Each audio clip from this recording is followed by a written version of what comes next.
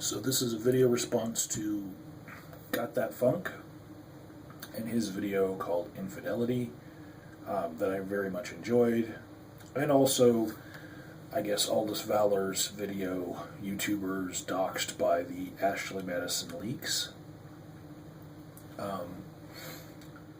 And basically, Got That Funk left me with this impression that he doesn't think that it's right for people to take any sort of Schadenfreude type glee in doxing people or informing someone's spouse or significant other that they've been cheated on, because it causes a lot of pain. And I've been in situations where, yeah, it's better to just leave that stuff alone, but also I have personally been in a situation where I would have wanted to know. And because I thought that Got That Funk's video was so interesting because of the examples, I'm going to give mine. So, I was 18 years old, and I was the best man at my friend Jessica's wedding. And she got married to a recent friend of mine at the time. His name was Jake. And 2 weeks after they got married, and they hadn't known each other that much. The whole reason why I was the best man, seriously, Jake was such a fuck up and had a whole bunch of fuck up friends that I was the only one who showed up to the wedding wearing a nice shirt and a jacket. So, in order to make the wedding photos look better, I was tapped as the best man. I wasn't really his best friend. I was probably his fourth best friend in that town, but that's how it happened. But about 2 weeks later, Jake was at a party in my double-wide rented trailer. I was 18 and didn't have a lot of money, but I was throwing parties quite regularly, and it was just 2 weeks after his marriage, and I caught him in my bathroom with two other girls. And I wasn't the only one that had caught him, but I knew that if I had kept this secret from Jessica, his wife, I would be just as guilty, and I would lose her friendship. That's what I felt at the time. So, knowing that, it was going to come out anyway, and their relationship was kind of very, very rushed, I just felt like it was probably headed for a bad ending anyway. I decided, you know what, I don't want to be, held responsible for his actions at my party, so I went to go tell her. And I brought a friend with me for backup. So I go to her apartment, and I tell her, kind of, with a little bit of build-up. And what I didn't know was that other people from my party had already told her, and her husband had explained it away as everyone was lying, and there were people who felt like she was so pretty and shouldn't be leaving the town, and actually she belonged to someone else. Like they had broken up, and so everyone expected them to get back together because they were like high school age sweethearts. And so everyone was trying to affect that and paint him as a cheater, and paint Jake as a cheater. So that's what she had in her head, was that, I'm telling her that her husband's cheating on her so that they'll break up and so that she'll stay in our town. So a lot of things flew in that apartment at me. and I left, and I was never actually a friend of hers ever again. I'm Facebook friends with her, after years, decades now, but just distantly. It really did ruin that friendship because, when you're that age, you move on from a friendship and you don't really care. You just make new friends somewhere else, and I left my hometown a couple months after that. So what I know from that experience is you can just lose your friend because they will be in denial, you know. Um, but I have a personal experience that I'll share here. It's probably one of the best stories of my life to explain, how I got to being where I am right now. I had a long-term relationship with a girl. Her real name was Amanda, and on my phone there are 5 phone numbers that she's called me from in the past 20 years, and each one of them is labeled her, like capital HER, and then a whole bunch of exclamation points, because if I get a phone call from her, I want to be in the right mindset, because I got to take a deep breath. There's a lot of damage that was done to me by her cheating on me. We had been dating for about 8 years, and part of it was long distance, in that I joined the Army and she was still finishing up her high school. And while I was at Keesler Air Force Base right outside Biloxi, Mississippi, she visited me from where her parents got stationed in Georgia. Her dad got stationed there because we were both Army brats, and that's how we met up in the first place. Was her dad got stationed in Fort Huachuca, and we were dating in high school. But then I got stationed in Fort Lewis, Washington, and she visited me there. And this really strange thing happened when I took her to the airport when we were dating in Fort Lewis. When I took her to the airport to send her back home to Georgia right before I left for Korea, she broke down crying in the departure gate, and what she didn't say to me was that she actually had expected me to propose to her on that trip. Even though in my mind, there's no family dinner, there's no, witnesses, we hadn't had anything like that. I was expecting, that's something that you do at some sort of formal dinner or something. She had expected it to happen then, and that made a little bit of a rift between us.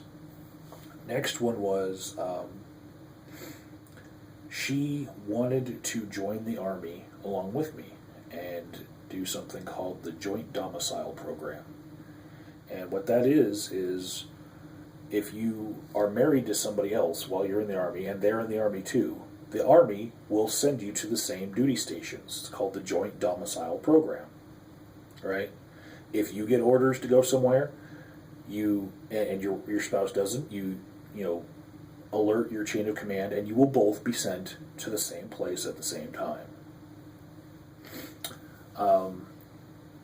So she wanted to join the Army as well in order to be with me.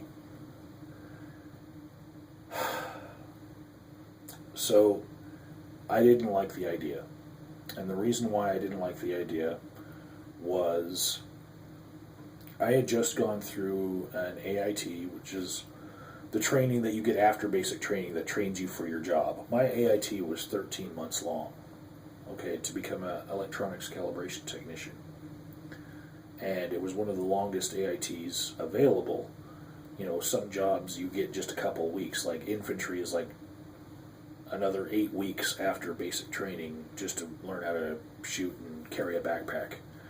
You know, so you know, the more technical your job, the longer your AIT. Well, in my AIT, the first 6 months that I was there, not one female soldier graduated.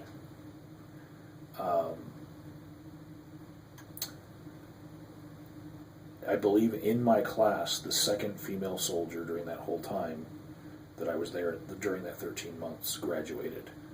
And the reason for this was a lot of soldiers were getting pregnant by other soldiers in the barracks, be they married or not, and they were using that pregnancy to get out of the Army. The Army has a bunch of rules that say if you're single and pregnant and you don't have a plan in place to leave your kid with a family member while you go off to war, you know, that family plan, then you can, in under a year worth of service to the Army, you can just separate yourself, and it's like you were never in the Army at all. You're not a veteran. You just get separated from the Army. And a lot of girls were taking advantage of this way to get out of the Army because they realized that they signed up for something that they didn't want to do. Might have had something to do with the drill sergeants that were hazing us the whole time. I had a very bad experience with that.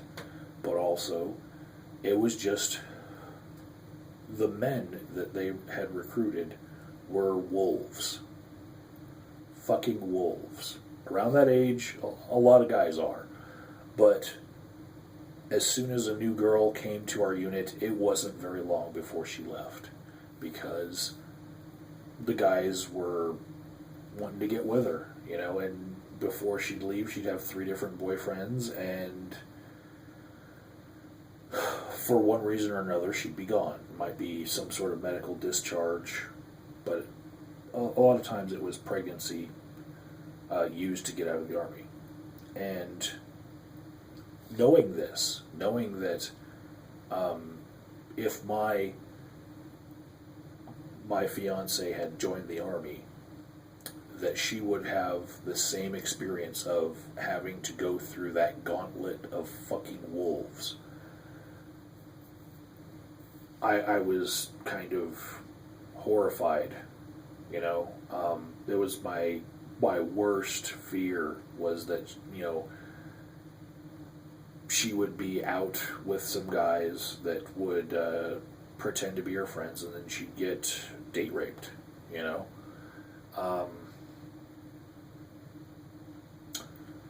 So when I told her that I didn't want her to join the Army, that I didn't like that plan, and I told her why, it created another rift between us because it turned into something where I didn't trust her. And it wasn't really the fact that I didn't trust her, it's that I didn't trust the wolves of the Army. Okay? That's... But because it turned into an argument about not trusting her, I was browbeaten down, and I ended up supporting her decision to join the Army. And she became a military intelligence soldier, and her AIT just happened to be in the same town that we met. That would be Fort Huachuca. And so she was going to have a lot of friends in the surrounding area, and that made me feel a little bit better because I thought, well, you know, I have friends there too, and maybe they can keep an eye on her, you know, and she'll have some place to go hang out rather than hang out with the wolves of the Army. But it didn't work out that way. Fast forward about 6 months. It's Christmas time, and I am in the Republic of South Korea. And I had been calling her family, which I was close with, the whole time, because it was actually cheaper with a South Korean cell phone to call the United States than it was for me to call the United States from the United States, long distance. They had really good cell phone plans back then.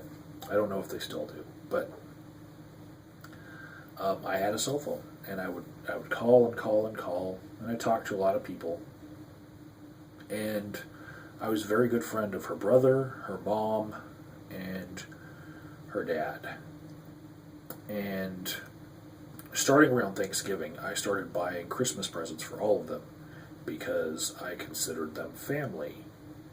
And we were going to, probably be very, very close after I got married to Amanda.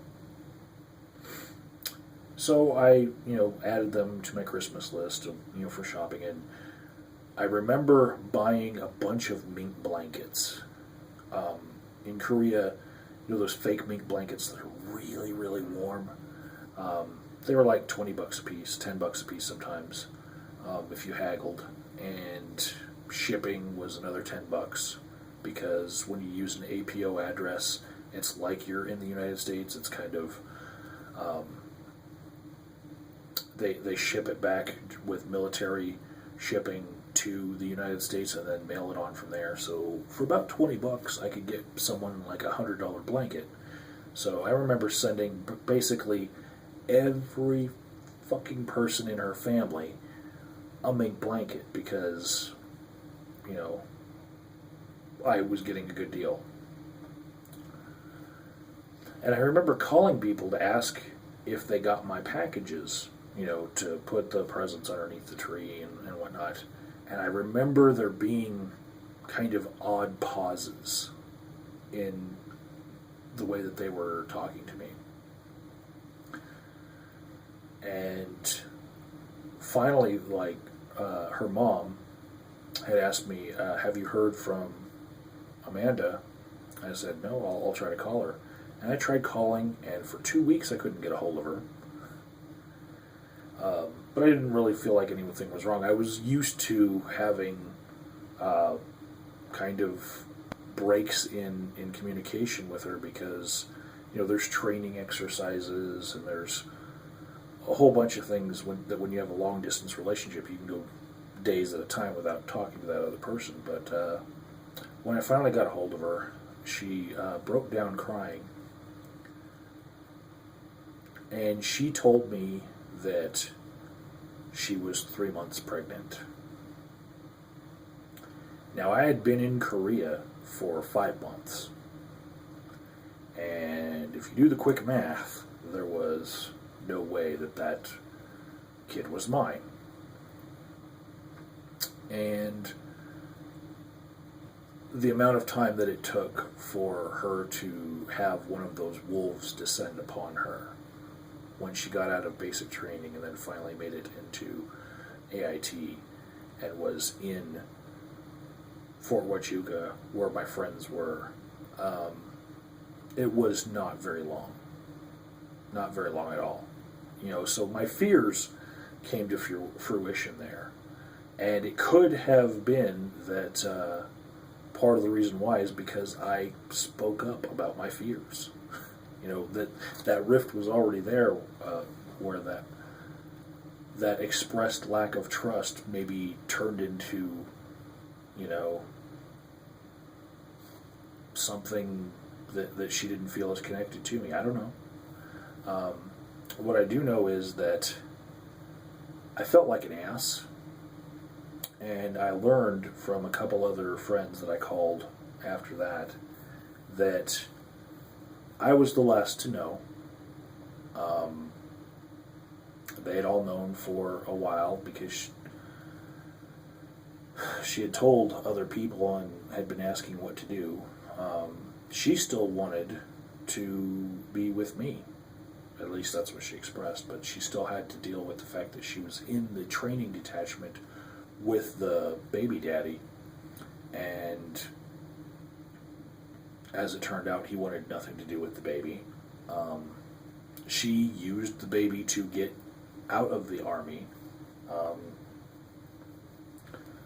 And it was a rough time for me where for about 2 weeks I was seeing red and kind of catatonic, and I would say ready to kill someone. And there haven't been many times in my life where I could say that, but I was very happy to be thousands of miles away across an ocean, where I could just sit and stew and think and calm down, because after about 2 weeks after I learned, I called her to say that it was over, and of course there was crying on her part, but me, I was just still in shock. But I really wish that one of those people that knew months before I did had told me, because there were a lot of things I would have done different. Not the least of which were all of those mink blankets that I shipped off to all of her family, my modded PlayStation that could play pirated games, that you would add a chip to your PlayStation by going to a store off post in Korea, and you'd pay $10 and then they'd modify your PlayStation so that you could play all of their pirated games. And I bought all the pirated games, I put them all in one big box, and I shipped that, and I never saw that again. Let's see. A really horrible, tragic thing was that my mother, my biological mother, who has some mental issues, she wanted me to use her wedding ring in order to get married with. She wanted me to propose with her wedding ring, but she couldn't get it off of her finger. And she went and got some tin snips, and she had cut it off her finger, and when she did, she cut into her finger and needed 4 stitches.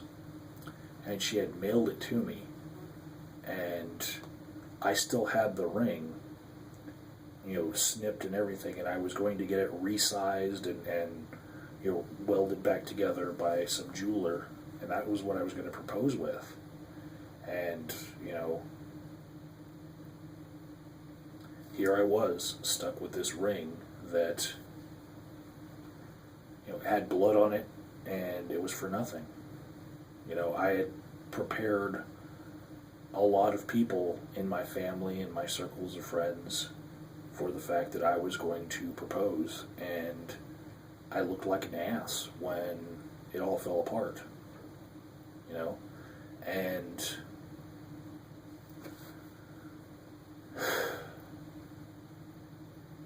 part of the pain of being that far into a relationship and having it fall apart was that I did not want to mess around with dating if it wasn't going to work out. So I had a string of first, second, and third dates, and then nothing after. And then I went about, I think it was counted to be like 11.7 years without a serious relationship, because I was always looking for someone who would not cheat on me, or looking for a relationship where it wasn't going to be something where it wasn't going to work anyway. I didn't want something that was destined to fail. So I went that long because of that incident.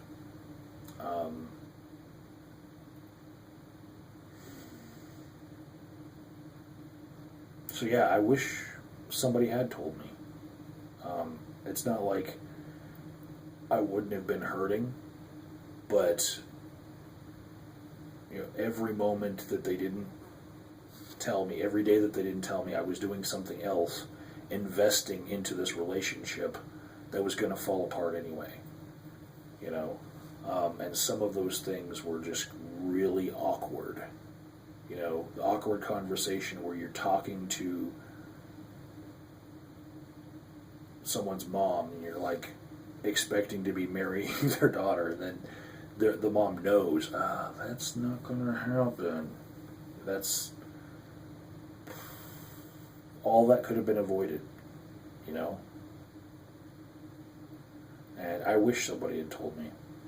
But, yeah, I'd say every situation is unique, and play it by ear. That's the best advice I can give you.